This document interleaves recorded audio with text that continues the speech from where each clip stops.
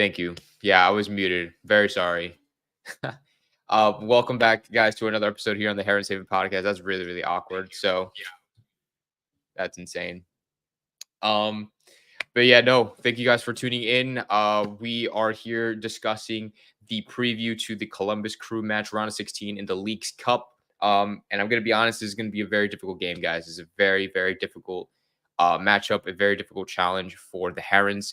Last time out in the round of 32 against Toronto, we won 4-3. All three of Toronto's goals being like not really real goals. Two of them were penalties. One of them was an own goal. So despite the fact that we scored four, defensively we were struggling a bit, and against a very attacking, threatening team like Columbus, it's going to be a huge, huge challenge for us. So we're going to talk a little bit about Columbus's game against Sporting Kansas City, how they played, how much of a threat they actually were, what are the standout players to look out for those who are unfamiliar with the team. And then we're going to dive into what we should be expecting from our guys, how the predicted lineup for our team for tomorrow.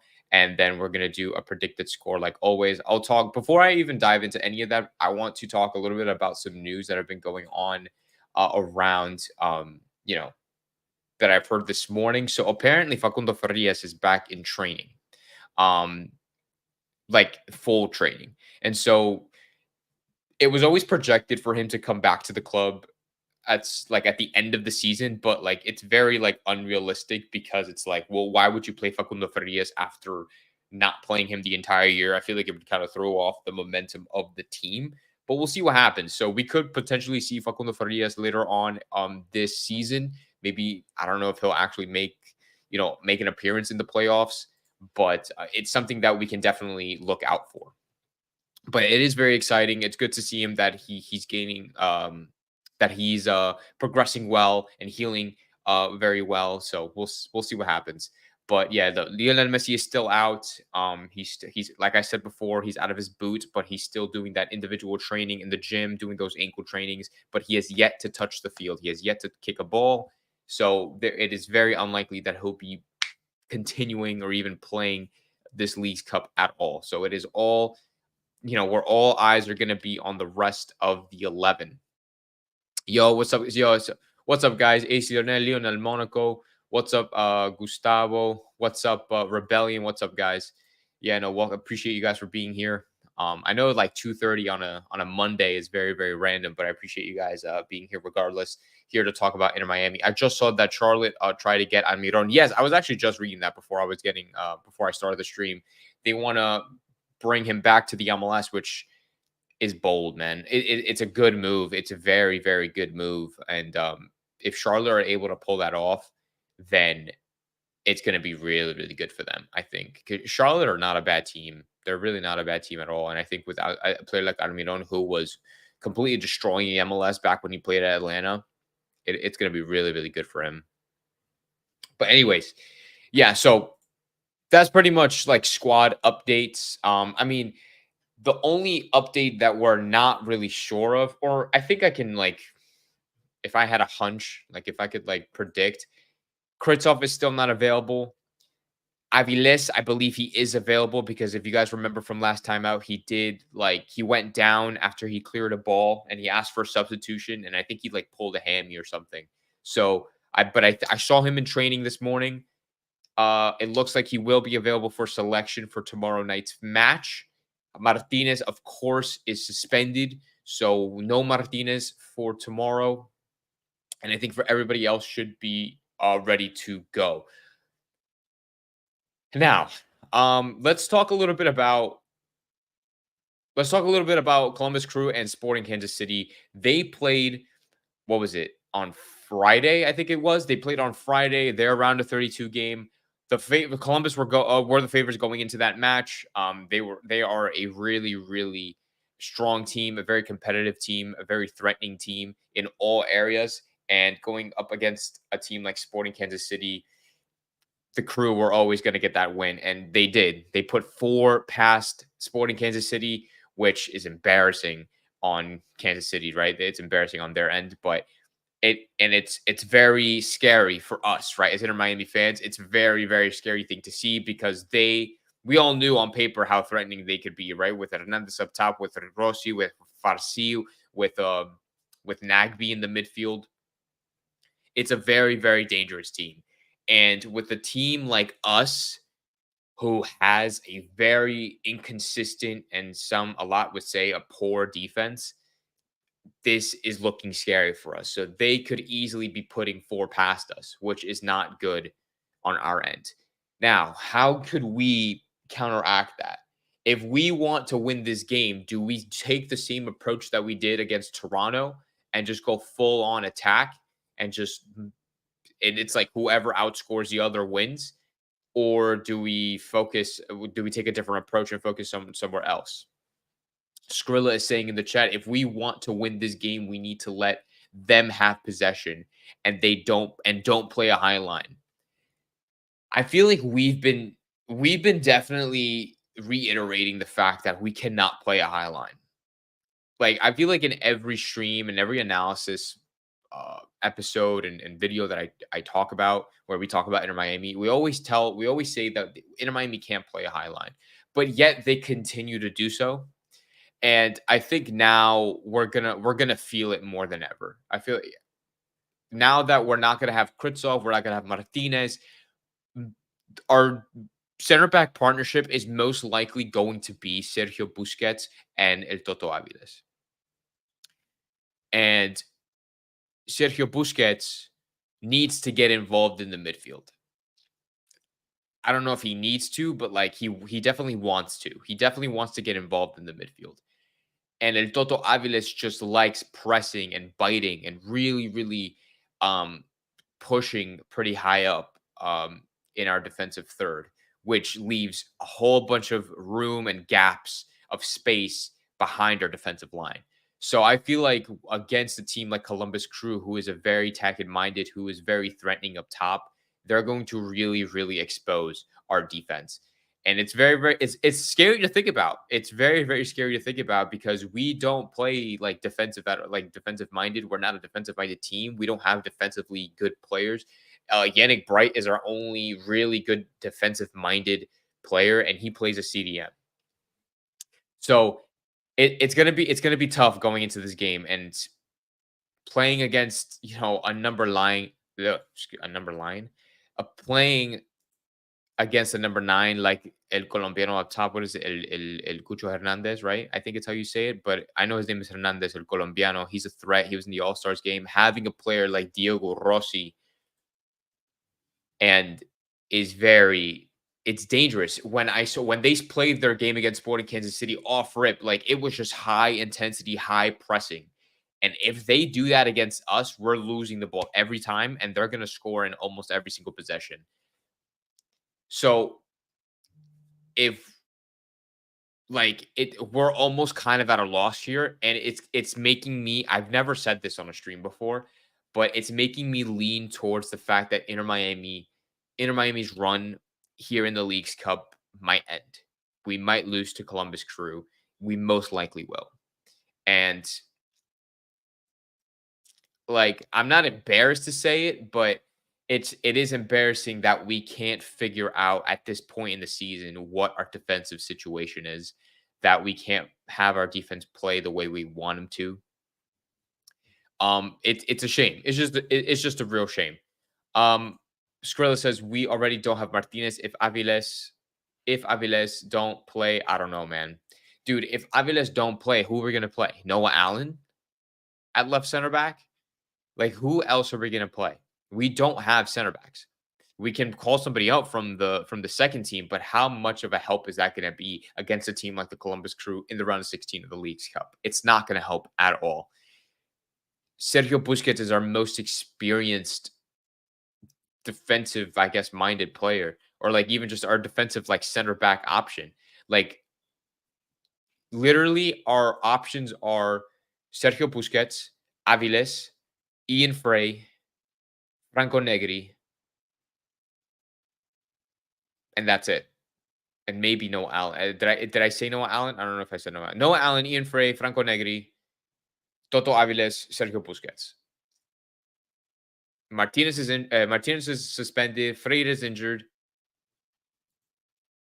We don't have anybody, guys. We don't have anybody. And there's no like I would love to see Ian Frey play the center back spot. If Ian Frey plays center back, I would feel much more safe. I feel a lot safer having him in the center back spot over Aviles. But like I don't know what's gonna happen. Like El Tata Martino really loves playing Cello at that right back spot. He loves playing Aviles. And the only other option at center back is going to be Sergio Busquets. I don't see a world where Tata will bench Sergio Busquets in this type of game, in a situation like this. I don't see it. Now, I can go now that we're talking about like potential lineups. Let's just go into the predicted lineup. Let's just go straight into it. This is what I think we should do. This is what I think we should do. This is probably our best lineup that we could put out there. Sorry for the where is it up here? Sorry for the watermark up there for StreamYard, but you can clearly tell it's Rojas, right? But this is what I think it's going to be. Gallagher in goal. He's been very clutch for us. He's been making a lot of massive saves. Um, he's been making a lot of massive saves for us, like in situations where it's almost guaranteed goals. We have Drake Callender in net, and he's been really really good. Back four, Sergio, Jordi Alba, Sergio Busquets, Aviles, and Chelo. I was going to put Ian Frey there. I was going to put Ian Frey, but Tata doesn't, for some reason, doesn't want to play Ian Frey. And I think we can all agree, and I've said it before, and I'll say it again. I'll continue to say it until he gets starting positions and starting minutes. Ian Frey is a better player than Chelo. Ian Frey could probably be the best center back. Like, he's probably the best center back option out of Aviles and all of them. But I just don't see Tata Martino playing Ian Frey as a starter. Maybe off the bench, but as a starter, I don't see it. Despite the fact that Chelo had a horrible game against Toronto, conceding that penalty, always being out of position, losing his man. Like, I really don't like Chelo. Like, I really don't like Chelo. Like, as of these recent games, man, out of these last couple months, I feel like Chelo has just not. He's not been the guy. He's not been the guy for us. And I think there needs to be a change. And Chelo needs to hit the bench. He's been absolutely horrific for us. And I think for a game against Columbus, Ian Frey could definitely help us in the attacking side of play and the defensive side of play. Ian Frey, I feel like, could be a massive piece of our success if he plays against Columbus. Leonardo Monaco says the Green is a pretty strong lineup. No Gressel. So okay. No Gressel. Okay. And I chose no Gressel because I don't think the midfield of Gressel, Bright, Redondo is going to help win this game. This is my opinion. If I were to predict what Tata would put out, he's probably going to be putting Gressel over Gomez. So what I did was I moved Gomez into the midfield. I put Robert Taylor up top. I think Gomez and Redondo in the midfield would be better options than Gressel and Redondo, if that makes sense. I think Matias Rojas will keep his right wing spot.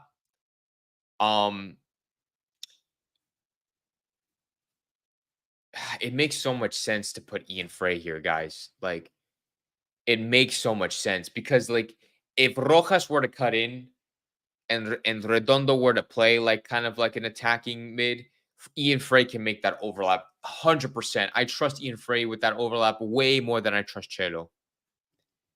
But I don't know. But I personally think Gressel needs to sit for a game. He should have sat. I think he should have sat in the last game and played Robert Taylor. I don't know.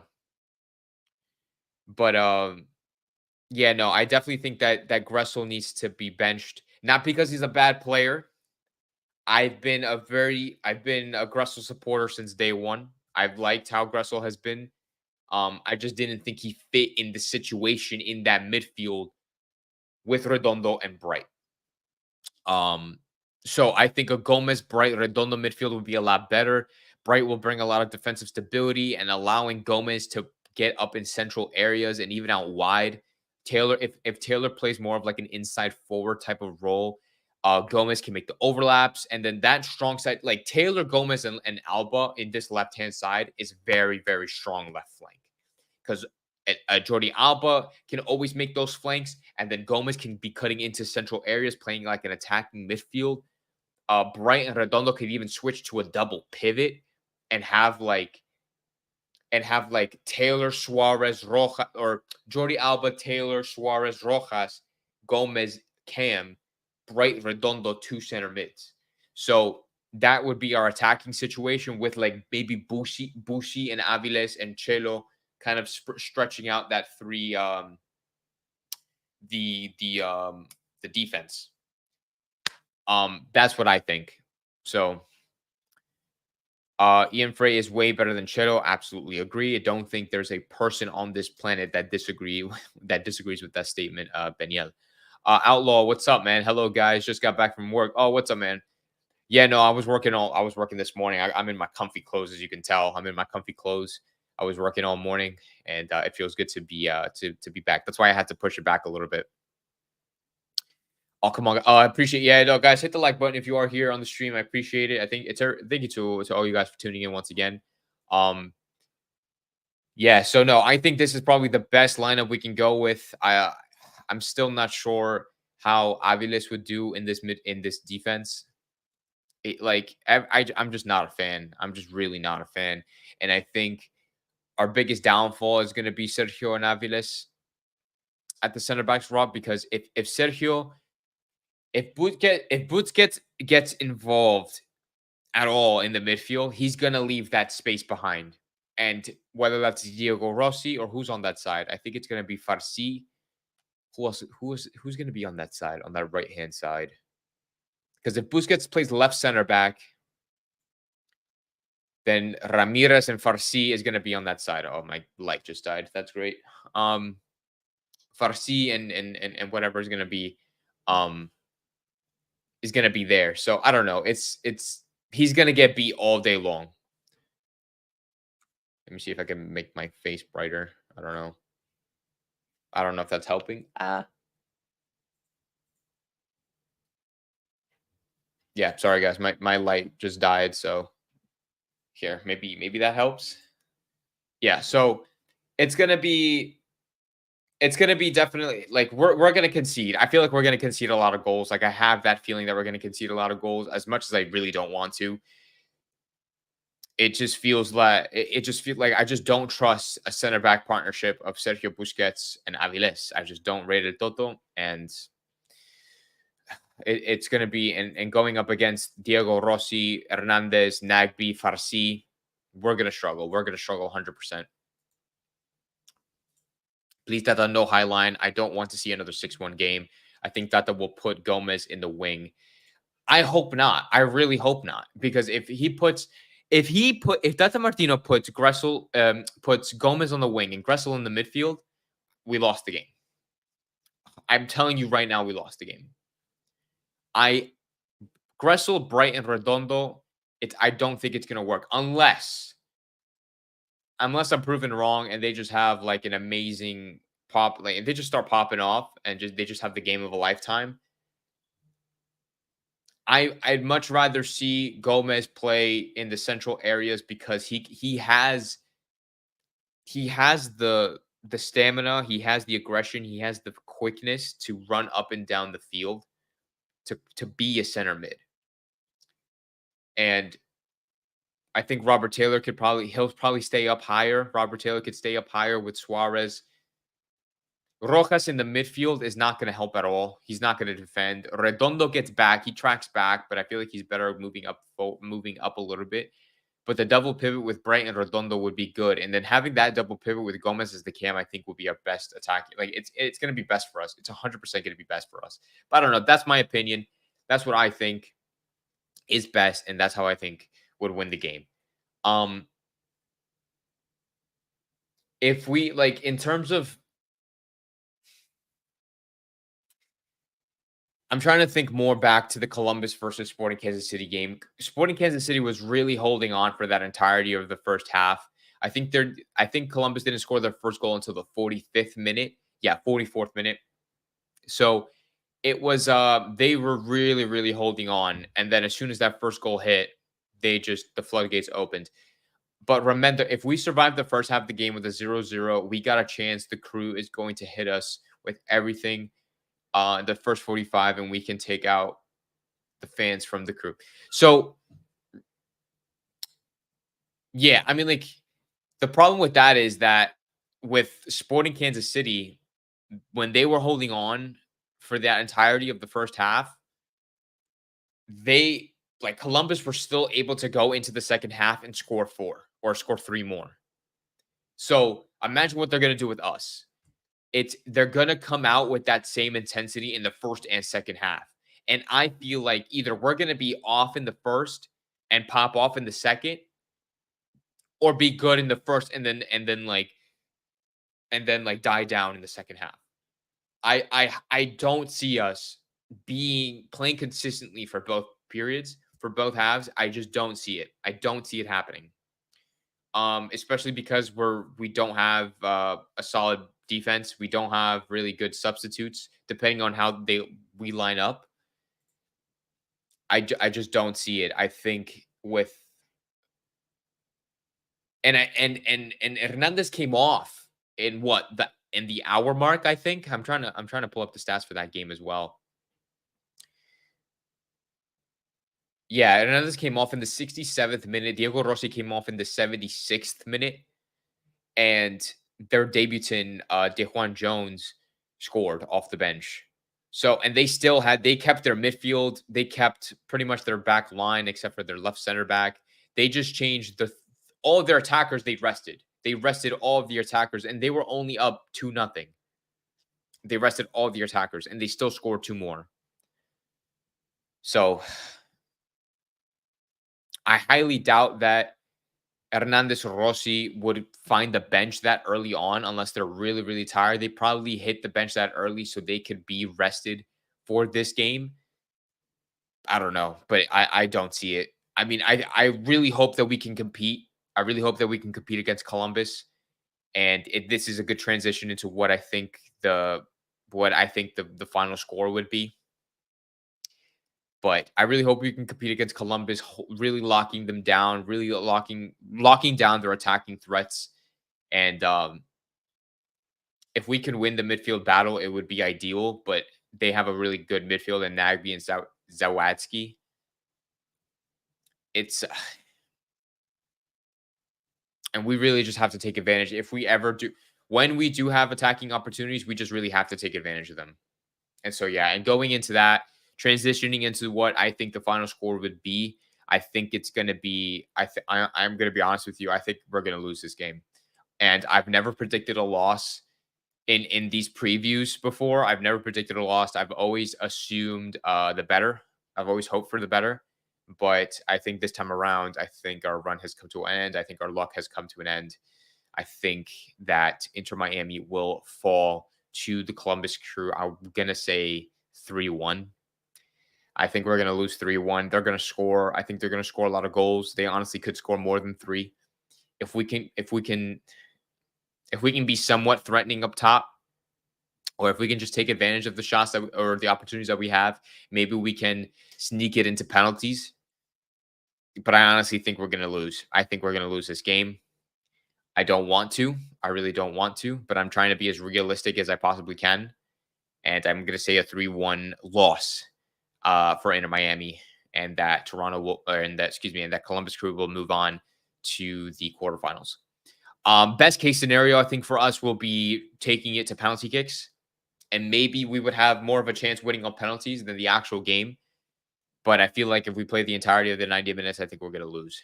I just don't think we can keep up the intensity from start to finish.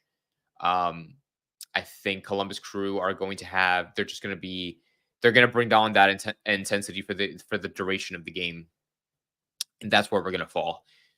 Skrilla is predicting a 2-2 draw. My enemy won't win on penalties. Okay. Anybody else have a prediction for this game? I said a 3-1 loss for us. Skrilla is saying a 2-2 draw. And yeah, no, I mean, I don't want him. I don't want to lose, obviously, right? But I'm trying to be as realistic as possible. Outlaw is saying, "Oh, come on, let's have some faith." What do you think, Outlaw? What do you think is going? What do you think the final prediction is going to be? What do you think the final score is going to be for tomorrow night's game? And I'll give you guys a minute to put your predictions in the chat, and then we can wrap it up, guys. I'm really hoping for I'm hoping for the best, guys. But in terms of predictions, I am assuming the worst.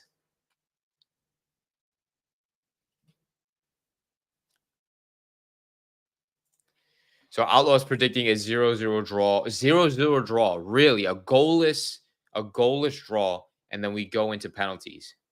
Interesting. Okay, that's the first time that we go into a goalless draw, but I appreciate that prediction. What's Lionel Monaco saying? Lionel, what are you saying? What are you saying that the final score is going to be? Yeah, guys, put your predictions in the chat right now. Put your predictions in the chat. Skrilla already said 2-2. Outlaw saying 0-0 going into PKs.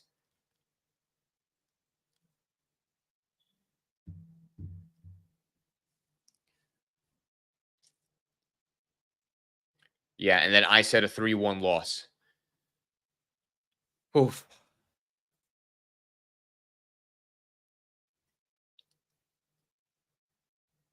But yeah, no.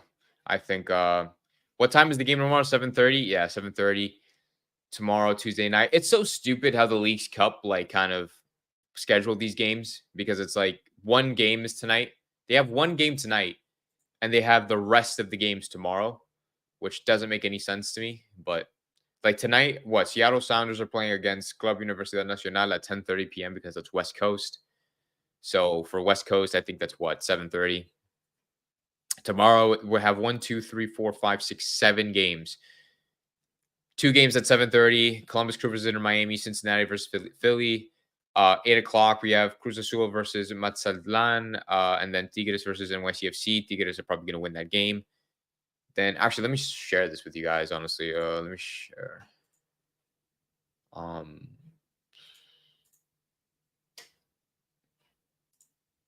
there we go. Can I do that? No, it doesn't look good. Yeah, we'll do that. Yeah, Tigres is probably going to win that game. Maybe Cruz Azul might win this one. I think Cincinnati is going to win this game. Uh, maybe Colorado. I don't know. America should be winning, and then LAFC should be winning.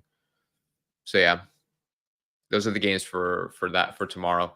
But anyways, well, Monaco saying we're going to win 3-2. Hard to say with your info and wisdom is pretty solid. If Rojas has a big game, anything could happen. I think if anybody has a good game, anything can happen, but we'll see what happens.